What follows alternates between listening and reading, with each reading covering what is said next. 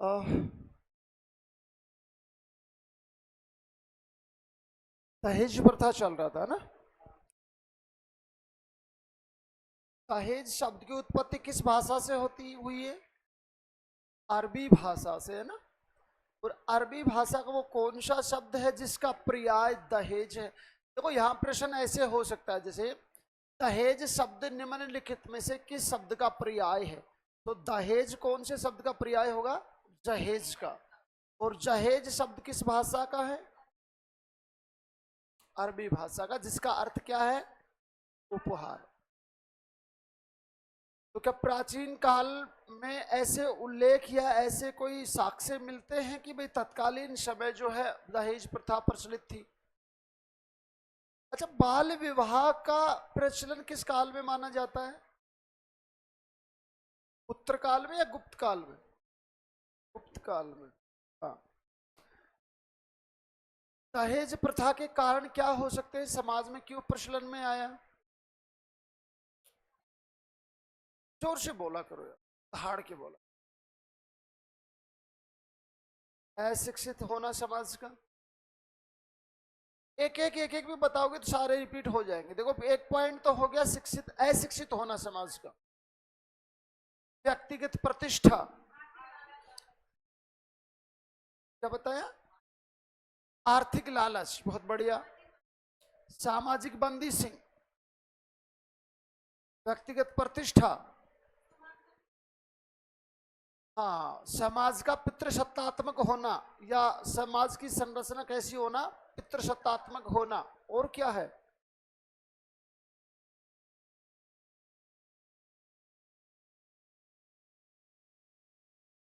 सुना ही नहीं मुझे। ये तो उसका दुष्परिणाम है। हाँ, वैसे ये बात सही है, उसको भाई भेदभाव करके रखते हैं, उनको पढ़ाते लिखाते नहीं, इस योग्य नहीं बनाते हैं, है ना। अच्छा, अब दुष्परिणाम क्या आएंगे? दुष्परिणाम लिख लिए अपन ने? दुष्परिणाम नहीं लिख रहे अपन ने, इसके कारण मतलब प्रचलन क्यों हुआ इसका, ये सब देखा। अच्छा, और फिर इसका एक पॉइंट रहेगा कि दहेज रोकथाम के संबंध में क्या क्या प्रयास किए गए। तो इसमें तो दो ही बातें, एक तो अधिनियम है 1961 का, दहेज निषेध अधिनियम 1961, और जो इंडियन पैनल कोड की धाराएं जो थी 1860 वाली, का अभी बीएनएस नाम कर दिया गया, भारतीय न्याय संहिता कर दिया गया है। उसके तहत 3 धाराएं वहां हैं। तो शॉर्टकट यही है, अपने को इसके दुष्परिणाम लिखने हैं, दहेज प्रथा के दुष्परिणाम।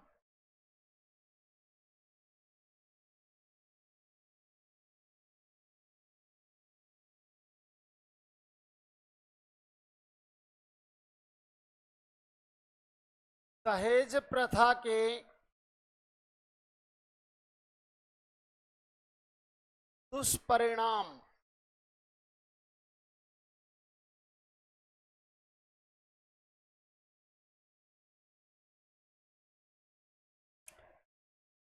दहेज प्रथा के दुष्परिणाम।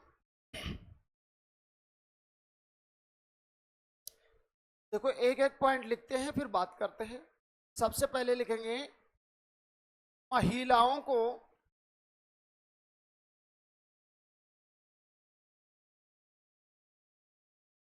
महिलाओं को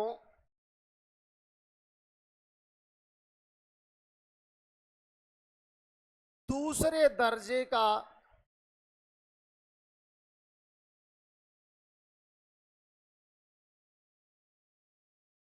प्राणी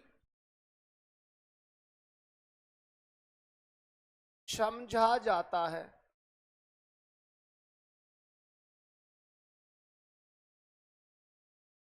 पता नहीं अटपटा सा रीजन है, लेकिन अक्सर देखा तो आएगा।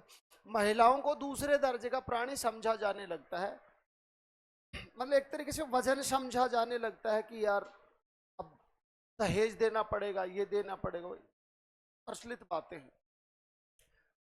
अच्छा जी, महिला प्रताड़ना जो है उसको भी क्या मिलता है? बल मिलता है। महिला प्रताड़ना।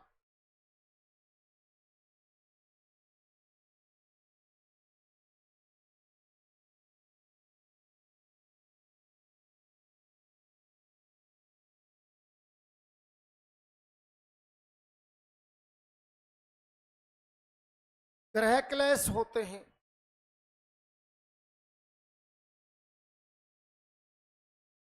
अरे एक बार इधर देखो, एक बार ध्यान दो।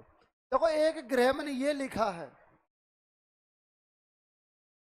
एक ग्रह ये लिखा है, ये तो कौन सा ग्रह है, इस ग्रह का मतलब क्या है, ये तो, और ये घर वाला ग्रह है ना, तो ये लिखना ग्रह क्लेश वह दैनिक लड़ाई झगड़े।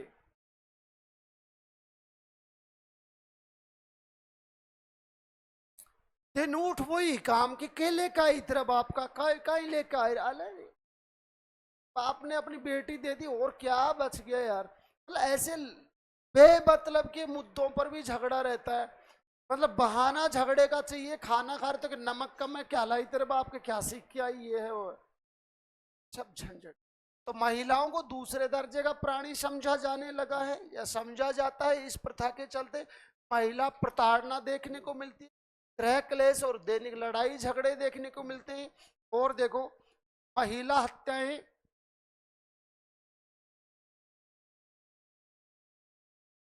महिला एवं कन्या भ्रूण हत्या,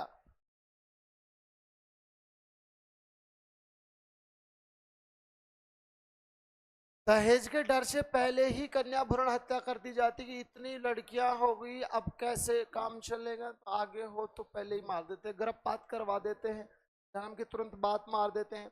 महिलाओं को जो है घटनाएं देखते ही रहते हैं, अपन पढ़ते रहते हैं, तो सामान्य है कि फलाने जगह गृह क्लेश के चलते उसको ये करके मार दिया, उसको ये करके मार दिया। तो ये सब जो है किसके परिणाम है, इस वाले के भी रोल जो है ये आता ही है।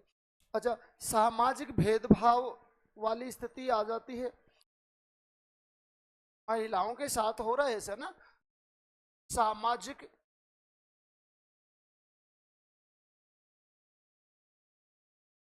स्तर पर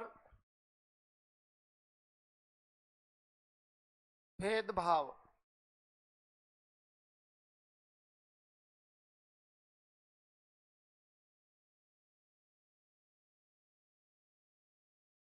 और देखो गरीबी का यहाँ भी बल मिलता है, गरीबी यहाँ भी आएगी। जैसे मान लो रीजन कैसे, मान लो किसी ने अपनी बच्ची के विवाह में दहेज देने की, मान लो उसकी 10 लाख की हिम्मत थी, लेकिन सामाजिक प्रेशर में आके उसने 1 करोड़ टका टिका दिए। अब भाई साहब 90 लाख का कहाँ से घाटा भरेगा, गरीबी में फंस गया पूरा परिवार।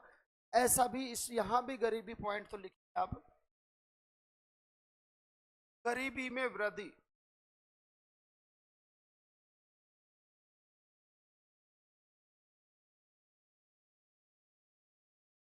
ये 5-6 पॉइंट जो है आप याद रखेंगे, बाकी पीडीएफ डल जाएगी हैंड रिटन नोट्स की, आपको जो आपको नंबर दिया था उस पर आप कांटेक्ट करेंगे, पीडीएफ डाल देंगे। कल भी डाली थी, आज लेट नाइट डाल पाए, दिन में तो नहीं डाल पाते हैं, टाइम नहीं रहता। तो ये 3-4 पॉइंट क्लियर कर लिए। ध्यान दें, अपन ने सबसे पहले अपन ने लिखा था कि बाल निषेध दिवस कब मनाया जाता है, ऐसा भी कुछ लिखा है, दहेज निषेध दिवस, ऐसा तो कुछ थोड़ी नहीं लिखा है, वो तो आगे आएगा, जो दूसरा शायद ओवरलैपिंग कर रहा है माइंड। एक तो अपन ने दहेज शब्द की उत्पत्ति के बारे में लिखा है, ध्यान रखना है, दहेज शब्द की उत्पत्ति जहेज शब्द से हुई है, और जहेज कौन सी भाषा का है, अरबी भाषा का है। प्राचीन काल में दहेज संबंधी ऐसी कोई इस कृति का कोई उल्लेख नहीं मिलता है। और दहेज होता क्या है, दहेज होता क्या है ऐसा पूछा जाए तो देखो पहले तो मतलब भेंट स्वरूप उपहार दिया जाता था। अब आजकल जो है समाज में उसको नेसेसरी बना दिया गया है कि विवाह के दौरान जो है कंपलसरी हो गया, कन्फर्म ही देना पड़ेगा ना, बाकी ऐसी कोई परिभाषा नहीं है। फिर अपन ने बाल विवाह इसके दहेज प्रथा के प्रचलन के कारण लिखे, दहेज प्रथा के दुष्परिणाम क्या है वो अपन ने लिखे। और अब मेन इसमें एक ही अधिनियम है, वो अधिनियम लिखना है ना, तो आप हेडिंग डालेंगे इससे आगे। अब दहेज प्रथा रोकथाम के प्रयास, दहेज प्रथा रोकथाम के प्रयास। अच्छा, छुट्टियां कब से हो रही हैं, आज से लास्ट क्लास है। तो आप सभी को हमारी तरफ से दीपावली के शुभ अवसर पर बहुत सारी ढेर सारी शुभकामनाएं। आप कुशल मंगल रहे। हाँ, पटाखे चलाएं लेकिन ध्यान से चलाएं। हाँ, पटाखे वटाखे चलाएं लेकिन ध्यान से चलाएं। हाँ, और जल्दी से जल्दी आपको आपकी सफलता का दीदार हो जाए, है ना, ऐसी कामना करते हैं। माँ सरस्वती से भी वंदन करते हैं, वो आपको फटाक से एक गिफ्ट दे दे। किसका? एक वैकेंसी का, एक वैकेंसी का। और वैकेंसी भी फिर एक अवसर दे दे, आपको एक शीट दे दे और बढ़िया सा उसका रिजल्ट आ जाए। भाई साहब क्या, फिर तो ऐसे करके ही चलेंगे छोरे। भाई साहब लड़कियां भी कम नहीं है भाई साहब, फिर तो पापा की परिभाषा स्कूटी पे घूमेगी। हाँ, रिजल्ट आ गया पॉजिटिव तो भाई साहब फिर तो हवा हवा ही रहेगी। फिर नहीं देखो, लड़कियां वैसे कम नहीं है। शाम के टाइम के बताऊं, हाँ, सिंधी कैंप के पास ना, तो मतलब वो क्रॉसिंग था, शायद बज रहे होंगे 9:30 बज रहे होंगे। 3 लड़कियां जा रही हैं। मैं सोच रहा था ऐसी ऐसी हरकतें लड़कियां ही करते हैं, लड़कियां। तो भाई साहब उनमें से एक के पास लाइटर था और एक के पास पटाखा था। इतनी भीड़ भाड़ वाले में उसने, लड़कियों ने पटाखा चला, भीड़ में फेंक के चुपचाप चुपचाप जा रही। मैं देख रहा हूँ, कमाल की बात हो गया। तो लड़कियां भी भाई साहब कम नहीं है आजकल, बहुत तेज हो रही है। हाँ, काफी बदमाश हो रही है ना। तो बाली सॉरी, दहेज प्रथा के रोकथाम के प्रयास जो हैं ये लिखेंगे। अब इसमें एक ही अधिनियम है, अधिनियम का नाम लिखेंगे आप दहेज प्रथा निषेध अधिनियम 1961। दहेज प्रथा निषेध अधिनियम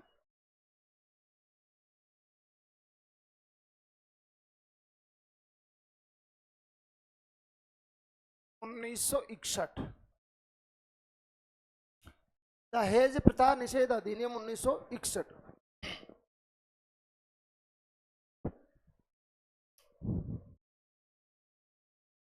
देखो, जो मेहनत करते हैं ना उनके लिए तो स्थिति क्या होती है, एक लाइन में बताऊं कि शिकायत क्या करूं ए यारो, जहां देखो गम का फसाना है। शिकायत क्या करूं ए यारो, जहां देखो गम का फसाना है। मेरे आगे सफलता और पीछे ससुरा जमाना है। मतलब वो खुद का टारगेट चुन के रखते हैं, वो टारगेट पे जाना चाहते हैं, दुनिया उसको टांग खींच के उसको पीछे करने के चक्कर में लगी रहती है। तो वो कहते हैं लोग अपने दुख से दुखी नहीं है, दूसरे के सुख से दुखी है। तो वो खुद सफल होने का प्रयास नहीं करते, प्रयास ये करते हैं दूसरा कैसे असफल हो, ऐसा ही रहता है। अब देखो, ये जो दहेज प्रथा निषेध अधिनियम 1961, इसको मंजूरी कब मिलती है, पहले तो ये लिखना है। इसको मंजूरी 20 मई 1961 के दिन, 20 मई 1961 के दिन दहेज प्रथा निषेध अधिनियम 1961 को मंजूरी दे दी जाती है। और फिर ये प्रभावी होता है 1 जुलाई 1961 को। प्रभावी होता है 1 जुलाई 1961 को। तो दोनों डेट याद रखनी है, मंजूरी वाली याद रहे ना रहे, लेकिन जो एक्टिव होता है, प्रभावी होता है, लागू होता है 1 जुलाई 1961 को ही, है ना। अब इसमें संशोधन लिखने, 2 बार संशोधन हुए हैं। तो ये जो दहेज निषेध अधिनियम जो है 1961 वाला, इसमें अभी तक 2 बार संशोधन हुए हैं।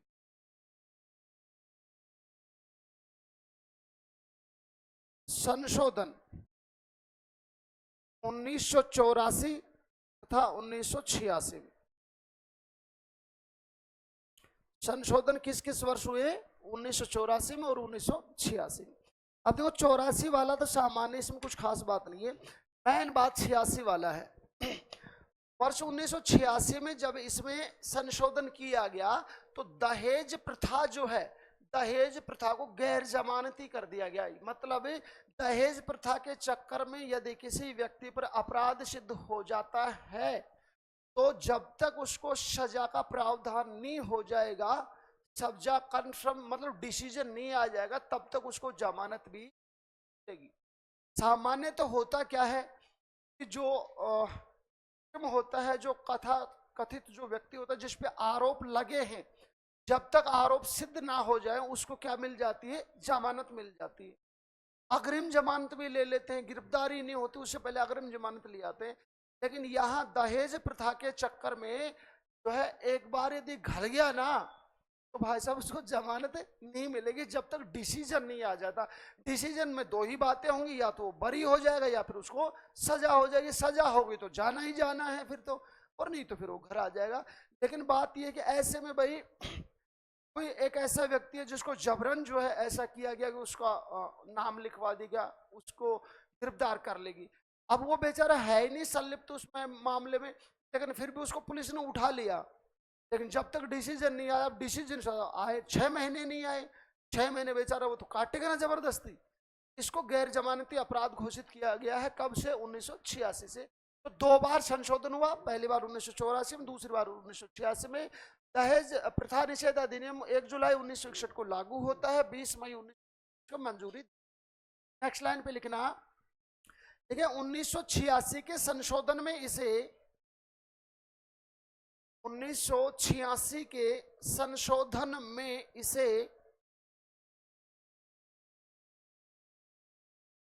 गैर जमानती 1986 के संशोधन में इसे गैर जमानती अपराध घोषित किया गया। इसकी बात हो रही है यहां दहेज प्रथा की, है ना। 1986 के संशोधन में इसे गैर जमानती अपराध घोषित किया गया।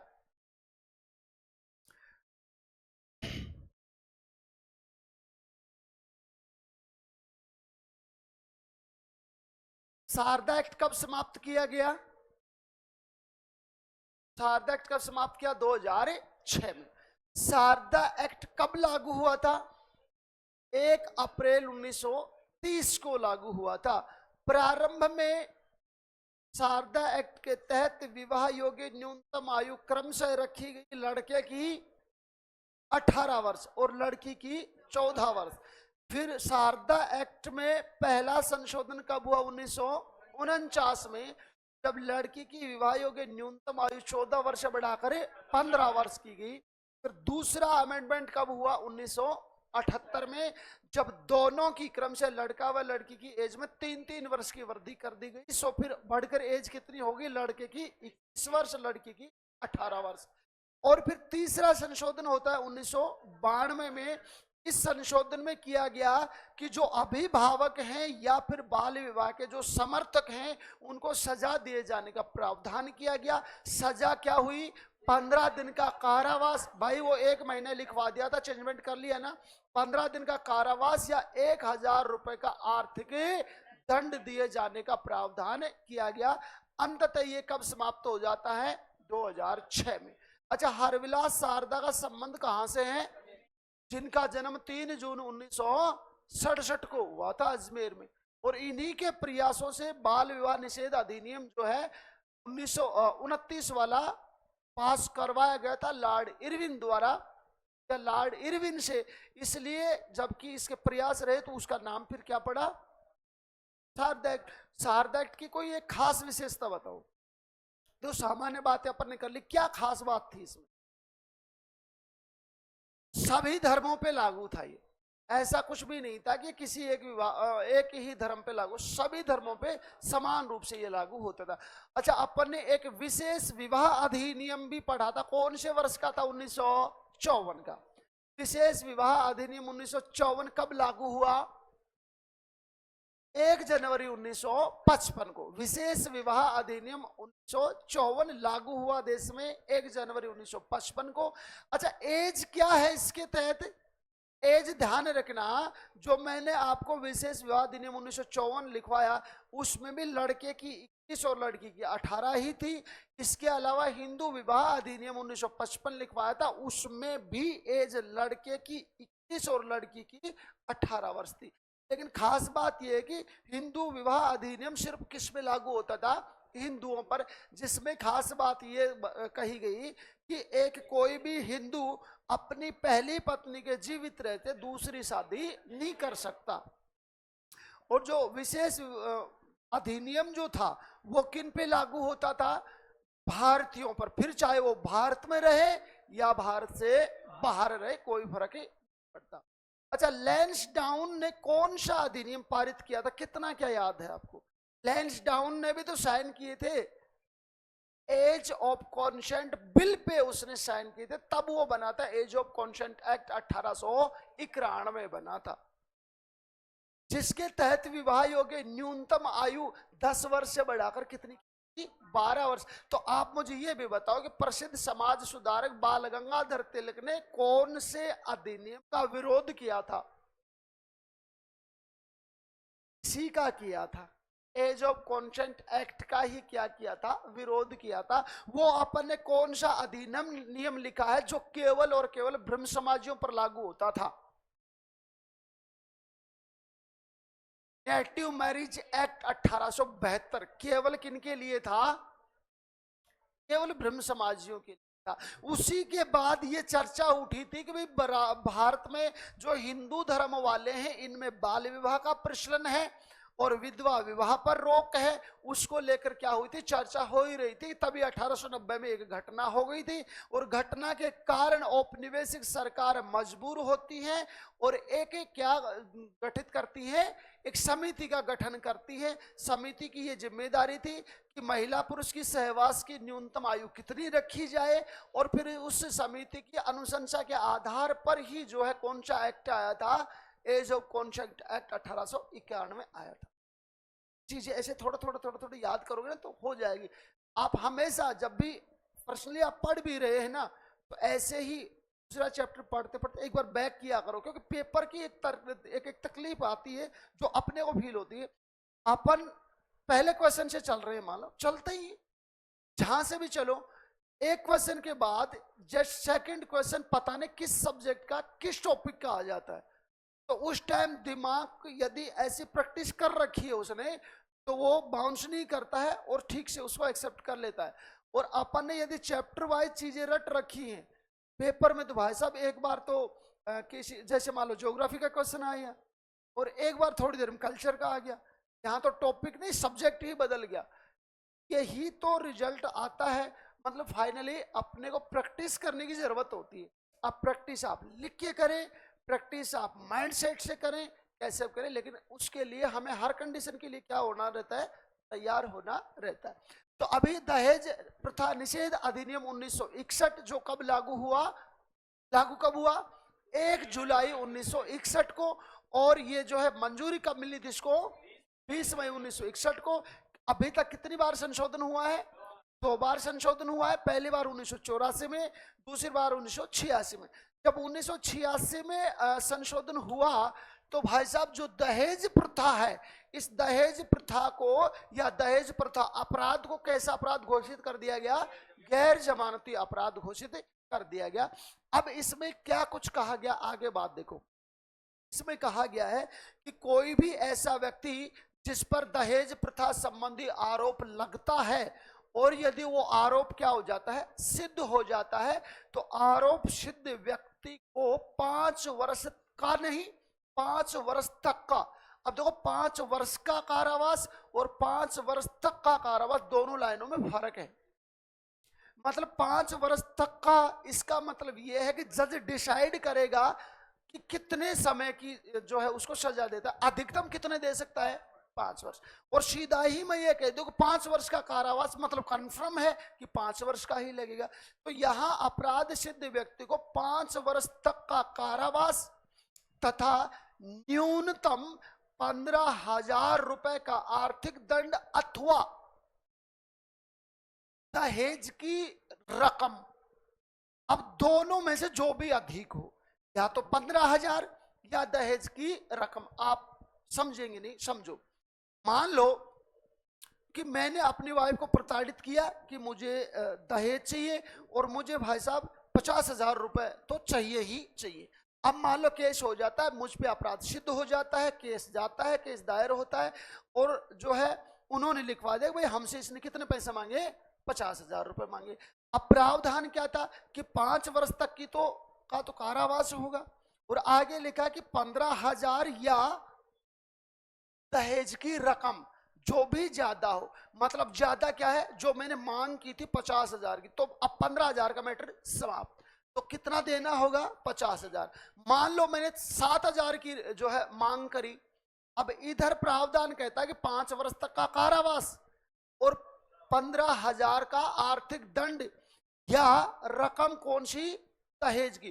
दोनों में से जो भी ज्यादा होगी वो पैसे देने पड़ेंगे। तो ज्यादा मेरी मांग किए हुए हैं या 15,000, तो पहले 15,000 ही देने पड़ेंगे। ये है कंडीशन। फिर से समझे, अपराध सिद्ध मतलब इस अधिनियम का उल्लंघन करने पर अपराध सिद्ध व्यक्ति को 5 वर्ष तक के कारावास तथा 15,000 रुपए या दहेज की रकम जो भी अधिक हो अथवा दोनों दंड दिए जाने का प्रावधान है।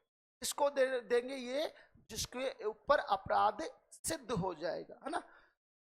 लिखेंगे, मैं साथ साथ लिखता हूं इसमें। लिखना, इस अधिनियम के तहत, इस अधिनियम के तहत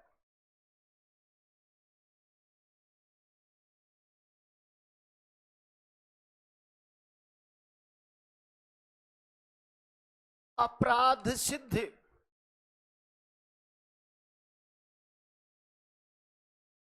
व्यक्ति को 5 वर्ष तक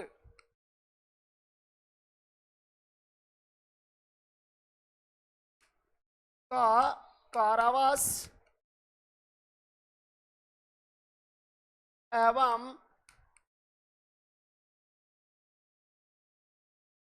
15,000 रुपए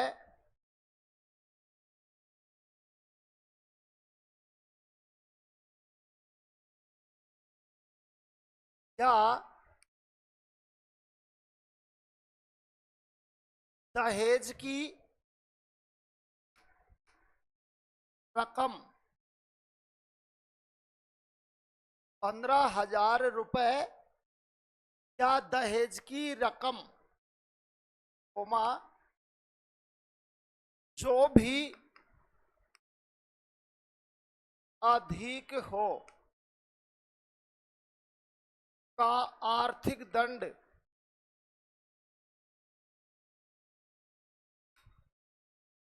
अथवा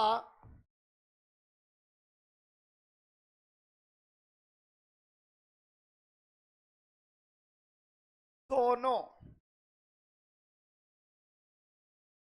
सजा दिए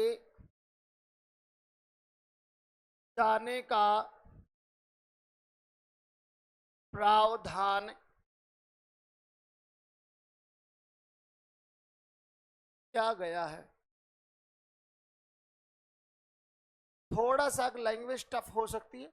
इस अधिनियम के तहत अपराध सिद्ध व्यक्ति को 5 वर्ष तक का कारावास एवं 15,000 रुपए या दहेज की रकम जो भी अधिक हो का आर्थिक दंड अथवा दोनों सजाएं, कौन कौन से, पैसे वाले भी और जेल वाले भी, दोनों सजा दिए जाने का प्रावधान किया गया है। तो ये तो देखो दहेज निषेध संबंधी एक ही अधिनियम है भारत में, लेकिन जो इंडियन पेनल कोड जो था, भारतीय दंड संहिता की जो धाराएं हैं, कब से शुरू हुई थी, औपनिवेशिक सरकार द्वारा 1860 में शुरू की। लेकिन अब एक तो अंतर ये याद रखना, जो आईपीसी जो है, इंडियन पेनल कोड की जो धाराएं हैं, इस आईपीसी का नाम बदला गया है, बाकी चेंजमेंट कुछ नहीं हुआ है। 2023 में इसका क्या कर दिया गया, नाम चेंज कर दिया गया। इसका हिंदी देखो, इसका मतलब है इंडियन पेनल कोड, यानी कि भारतीय दंड संहिता। अब इसका इंग्लिश नाम हटा दिया और इसका भी नाम में परिवर्तन कर दिया। अब नाम है, चाहे हिंदी का हो चाहे इंग्लिश का हो, भारतीय न्याय संहिता। अब नाम क्या हो गया इसका, भारतीय न्याय संहिता। अब बीएनएस हो गया। आईपीसी की जगह क्या पढ़ेंगे, बीएनएस पढ़ेंगे। ये आईपीसी धारा कब लागू की थी, ब्रिटिश सरकार ने 1860 में लागू की थी, और इसका नाम बदलकर ये कब हो गया, 2023 में। हालांकि चीजें वो की वही हैं, कुछ एक कानून ऐसी हैं जिनको हटा दिया गया है, लेकिन अपने काम आ रही है, उनमें से कोई परिवर्तन नहीं हुआ है।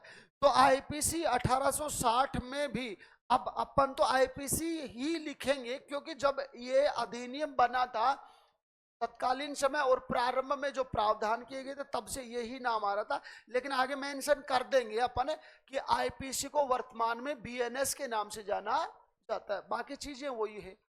तो आईपीसी धारा 1860 में जो थी, 3 धाराएं थी, एक थी 498 ए और एक आईपीसी की धारा थी 304 बी और एक आईपीसी की धारा थी 406, जिनमें दहेज निषेध संबंधी जो है या दहेज प्रथा संबंधी उपबंध दिए गए थे। हाँ या ना? हाँ, इसको हटा दूं मैं? तो आप ये बताओ, दहेज निषेध अधिनियम 1961 जो है कब मंजूरी मिली उसको? 20 मई 1961 को। लागू कब होता है? कब लागू होता है? तो आप ये भी बता दो, ये दहेज निषेध अधिनियम 1961 जम्मू कश्मीर और लद्दाख में कब लागू हुआ? हाँ, कोई भी चीज जम्मू कश्मीर में लागू होने संबंधी डेट पूछे जाए तो डेट एक ही है, वो कौन सी है? 31 अक्टूबर। क्योंकि इससे पहले विशेष प्रावधान थे, विशेष उपबंध थे, अलग संविधान था, तो सामान्य भारत में लागू होने वाली कोई भी चीज कहाँ लागू नहीं होती थी? जम्मू कश्मीर में लागू नहीं होती थी। लेकिन 31 अक्टूबर 2019 से भारत में जो लद्दाख केंद्र शासित प्रदेश बन गया, एक तो सेपरेट, और एक क्या बन गया? जम्मू कश्मीर बन गया। अभी आप बता सकते हैं भारत में कितने यूनियन टेरिटरीज हैं, कितने केंद्र शासित प्रदेश हैं? 8 जी। कम हो गया? अब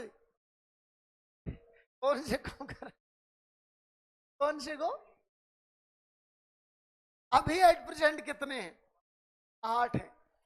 और अभी 26 जनवरी 2020 को भी कुछ दिक्कत हुई थी, 9 थे। कितने थे? 9। लेकिन 26 जनवरी 2020 को दादरा नगर हवेली एवं दमन द्वीप का क्या हो गया? विलय हो गया। अब राजधानी क्या है दादरा नगर हवेली एवं दमन द्वीप की संयुक्त रूप से? दमन को रखा गया है। किसको रखा गया है? दमन को रखा गया है। दमन द्वीप नहीं, दमन को, द्वीप को नहीं रखा, दमन को रखा गया है ना, ये भी याद रखो। अच्छा, एक प्रश्न और आज, भारत में ऐसा कोई सिटी बताओ जो 3 या 3 से अधिक राज्यों एवं केंद्र शासित प्रदेशों की राजधानी है? चंडीगढ़। तो तेरे को बहुत याद है कि चंडीगढ़ डाल ही रहते रहे। चंडीगढ़ केंद्र शासित प्रदेश की राजधानी भी चंडीगढ़, हरियाणा की राजधानी चंडीगढ़ और पंजाब की राजधानी भी चंडीगढ़। चलिए ठीक है। अच्छा, दहेज प्रथा निषेध अधिनियम जो है 1961 वाला, इसके तहत सजा का क्या प्रावधान है? एक बार रिपीट करो आप, मुझे बताओ क्या प्रावधान है? अपराध सिद्ध व्यक्ति को क्या सजा मिलने की स्थिति है? 5 वर्ष तक का कारावास और 15,000 रुपए या दहेज की रकम, दोनों में से जो भी ज्यादा हो वो देनी पड़ेगी, है ना। अब अपन लिखते हैं, आगे हेडिंग बनाना, आईपीसी 1860 में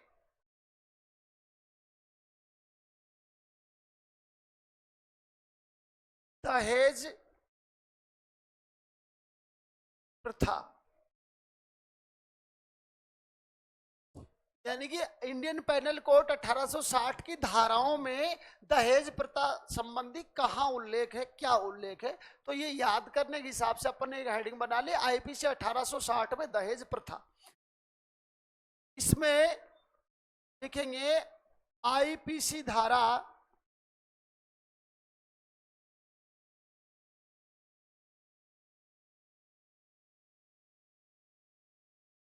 498 ए।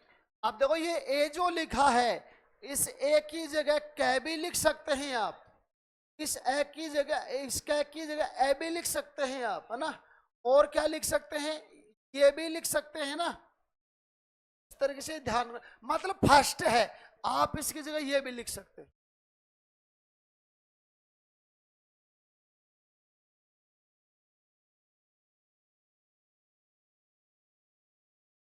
हाँ जी, आईपीसी धारा 498 ए, इसमें कहा गया है कोई भी व्यक्ति जिसका विवाह हुआ है और वो दुल्हन को घर लेके आता, अब घर में तो वो खुद भी आ गया और घर के अन्य सदस्य भी आ गया, परिवार का कोई भी सदस्य यदि नव विवाहित महिला को, यानी कि जो विवाह करके आई है उस महिला को प्रताड़ित करता है दहेज लेने संबंधी मामले में, तो फिर उसको 3 वर्ष के 3 वर्ष के कारावास और 1 लाख रुपए का आर्थिक दंड का प्रावधान किया गया है आईपीसी धारा 498 ए में। यदि कोई पुरुष किसी महिला को दहेज संबंधी प्रताड़ना देता है, दहेज के मामले में प्रताड़ित करता है, तो आईपीसी धारा 498 ए में उस अपराध सिद्ध व्यक्ति के ऊपर 3 साल के कारावास और 1 लाख रुपए का आर्थिक दंड लगाए जाने का प्रावधान करता है। तो लिखेंगे किसी भी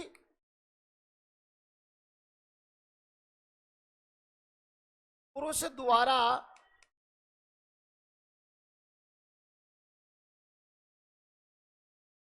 दहेज संबंधी मामले में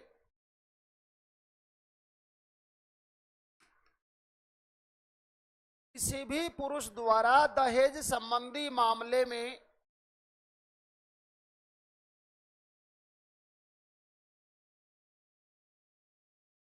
महिला को प्रताड़ित करने पर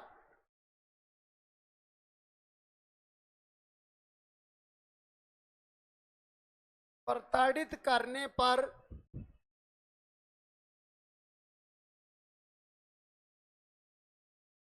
3 वर्ष के कारावास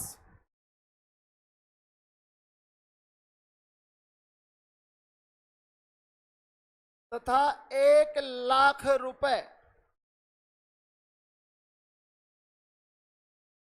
के आर्थिक दंड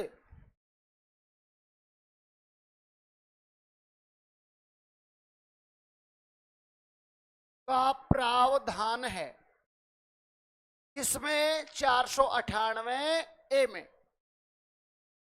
किसी भी पुरुष द्वारा दहेज संबंधी मामले में महिला को प्रताड़ित करने पर 3 वर्ष के कारावास तथा 1 लाख रुपए के आर्थिक दंड का प्रावधान है। भाई साहब, हर चीज के मतलब 2 पहलू होते हैं, सही भी है तो गलत भी है। भाई साहब, किसी मामले को लेकर और किसी मामले को लेकर भी कुछ कह दिया तो फिर ये हथियार रहता है महिलाओं का। भाई साहब देख ले, ऐसा भी। अब वो नेगेटिव पॉइंट तो हर चीज के ही रहते हैं, है ना।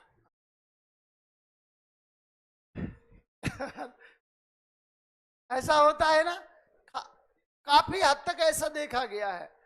मैं सभी मामले नहीं बता रहा, लेकिन कुछ मामले ऐसे होते हैं जहां जबरन भी बेचारे को बिठा दिया जाता है पीछे। जब जरूरत ना समझी जाए, जब जरूरत ना समझी जाए तो ऐसा ही होता है ना। फिर ये तो वही बात हो जाती कि इश्क के दरिया में हम भी डूब कर देख आए, कि इश्क के दरिया में हम भी डूब कर देख आए, जो किनारे से वो ही बेहतर निकले जो किनारे से लौट आए।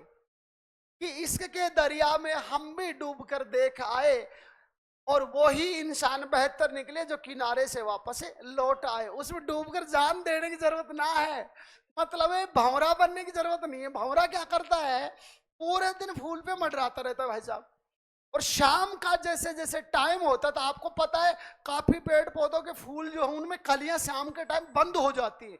अब भंवरा से पूरे दिन उसका श्रृंगार करता है, गुणगान करता है, शाम को उसी फूल में बैठ जाता है, फूल बंद हो जाता है और हीरे उसके फूल के अंदर ही भंवरा अपनी जान दे देता है। तो जान देने की जरूरत नहीं है, मूली पाड़ी खेत से बाहर चले जाना। ठीक है। तो किसी भी पुरुष द्वारा दहेज संबंधी मामले में यदि किसी महिला को प्रताड़ित किया जाता है और यदि उस बात का अपराध सिद्ध हो जाता है तो फिर उसको 3 वर्ष के कारावास और 1 लाख रुपए का आर्थिक दंड का प्रावधान किया गया है आईपीसी धारा 498 ए में। ठीक है ना। नेक्स्ट लिखते हैं आईपीसी धारा 304 बी।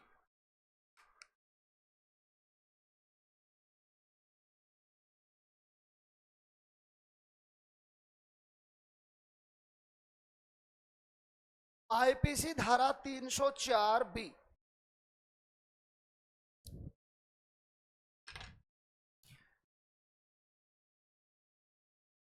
अभी मान लो विवाह होता है, दुल्हन दूल्हे के साथ ससुराल जाती है,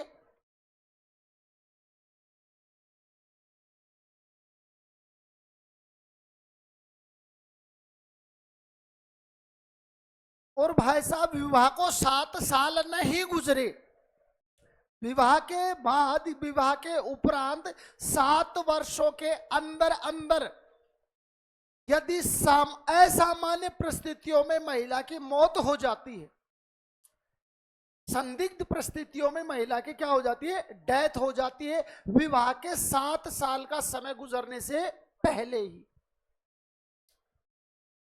और यदि दूल्हे पर या दूल्हे के परिवार के किसी सदस्य पर अपराध सिद्ध हो जाता है तो आईपीसी धारा 304 बी के तहत उसे 7 वर्ष के कारावास का प्रावधान किया गया।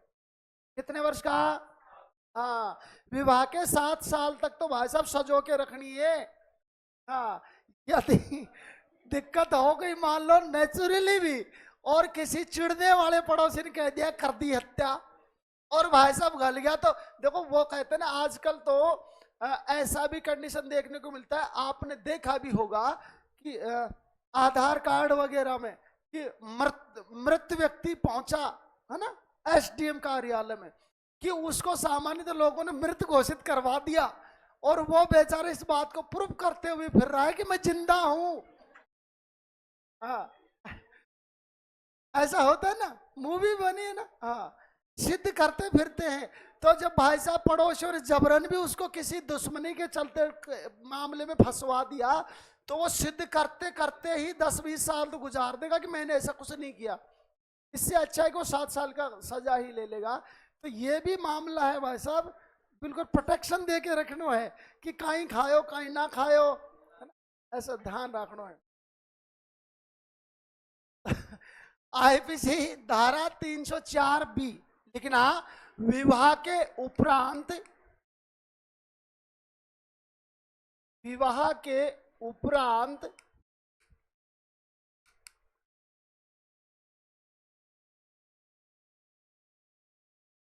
7 वर्षों में, विवाह के उपरांत 7 वर्षों में यदि महिला की असामान्य मृत्यु हो जाती है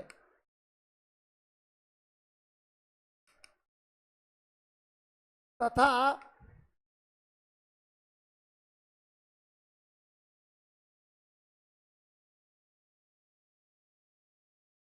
अपराध सिद्ध हो जाता है,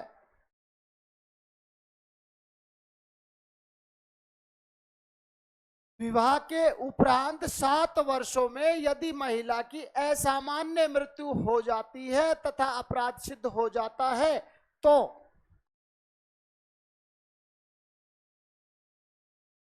अपराध सिद्ध व्यक्ति को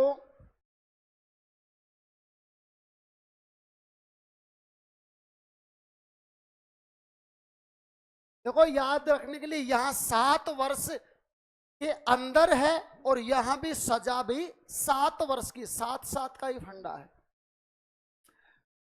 अपराध सिद्ध व्यक्ति को 7 वर्ष कारावास की सजा का प्रावधान है। कौन सी धारा में? आईपीसी 304 बी में। एक धारा और लिखनी है, फिर ये टॉपिक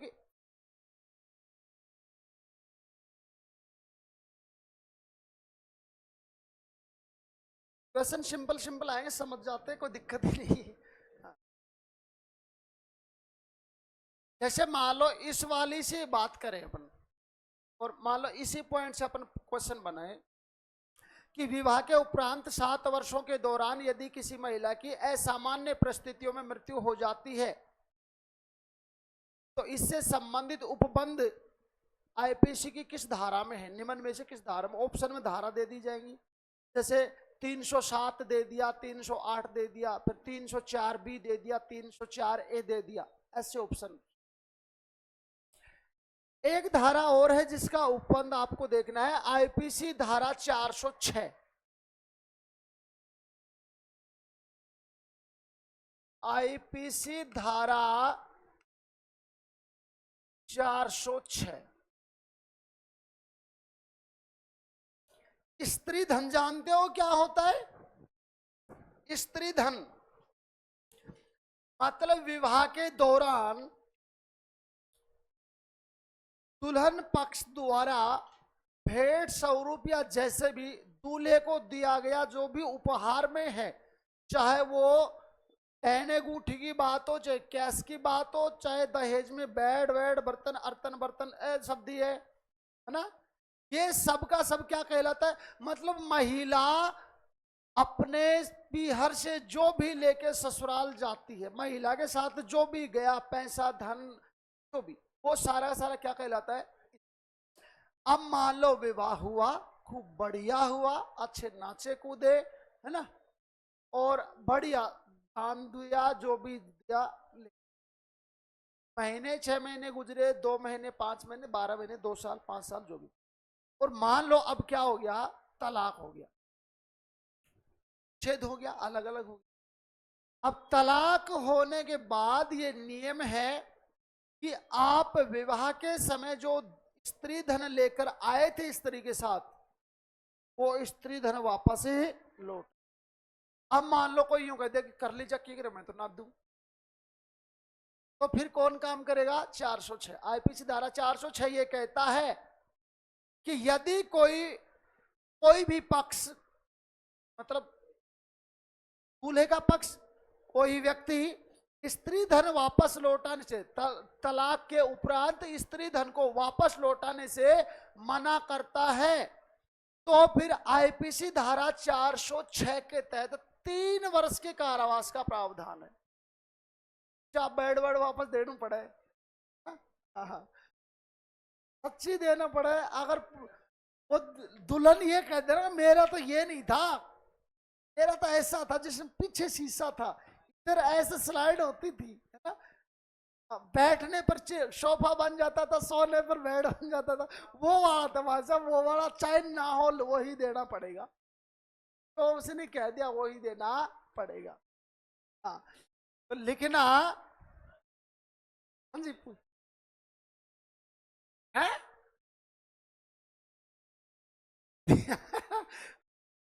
तो भाई साहब उसमें थोड़ा सा मामला ये रहता है कि उसमें गवाह बुलाए जाते हैं, पंडित जी फलाना गांव का पंच सरपंच तत्कालीन समय कौन कौन था, अब वो भी भ्रष्ट हो गए तो भाई साहब फिर तो वो मांगे जो ही देना पड़े। टूट गया तो भाई साहब रकम वो दे दो ना, कैश दे दो, मनी दे दो, कोई दिक्कत नहीं है। ये बात तो सही है, टूट जाते हैं 5-10 साल में, अरे वहां ना टूटे, लेकिन देखो पुलिस वाले भी बहुत गजब होते हैं भाई साहब। जिस दिन मामला दर्ज हुआ उसी दिन ससुराल पक्ष को फोन कर दिया जाता है कि लड़की का सारा माल थाने में लाके डाल जाओ, और भाई साहब वो थाने में बाहर पड़ा पड़ा गल जाता है, मामला 5 साल में सुलझे तब तक तो वो खत्म। आप देखना सच्ची, जो महिला थाने होते हैं उसके बाहर भाई साहब दहेज के जो भी सिस्टम होते हैं, दहेज वाले चीजें पड़ी रहती है ऐसे ही, और उनको पुलिस वाले यूज करते रहते हैं आराम से सही बात है। अब मामला 3 साल 4 साल में लटकता ही है, आपको पता है कोई भी काम इतना जल्दी होता ही नहीं है, भारतीय न्याय में तो इतना लेट लतीफ काम चलता है, तब तक फैसला आता है, तब तक उधर वो सारा माल जो जर्जर होकर ही कोने में पड़ जाता है, फिर लड़की को भी कह दिया जाता ले जाते रहिए पड़ा, अब वो क्या करे, छोड़ जाती है। तो आईपीसी धारा 406 में क्या लिखा है, लिखना तलाक के बाद, तलाक के बाद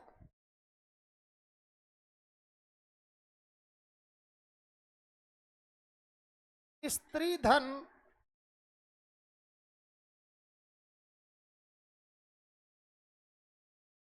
वापस ना लौटाने पर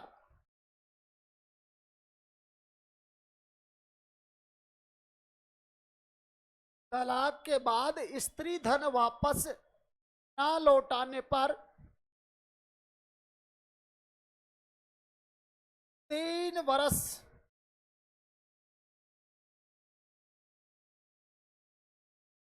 कारावास का प्रावधान है। हाँ, 3 वर्ष का कारावास का प्रावधान है।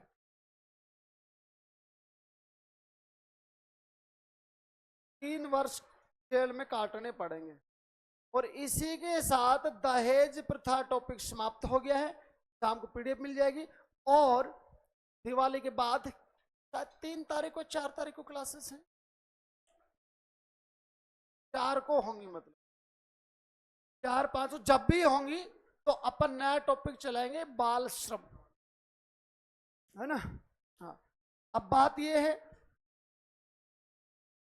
कि छुट्टियों में आप मेहनत करते रहना, है ना। और आप सभी को एक बार फिर से दीपावली की, धनतेरस की सारी एक साथ, दो साथ बहुत सारी आपको शुभकामनाएं, और मुझे भी आप सबकी तरफ से। हाँ हाँ जी, हाँ जी, बताओ। हाँ, ऐसा कर लेते हैं, ग्रुप बना लेते हैं, ना। कोई भी एक साथी बना ले, मुझे भी जोड़ लेना। अब मैं कहाँ से बनाता फिर दिवाली, दिवाली खर्च शाम का प्रोग्राम रखा है ना अपने यहाँ। अभी 2 बजे का न जाने 1 बजे का सर बता रहे थे। इंफॉर्मेशन तो अब आएगी आपके पास। अब मेरे पास भी वो जबरनी आ गई। उन्होंने कहा कि शाम तक क्या है कि वो बिजी रहते हैं, तो फिर तो बोले कि 1 बजे आना है। मैंने कि क्यों?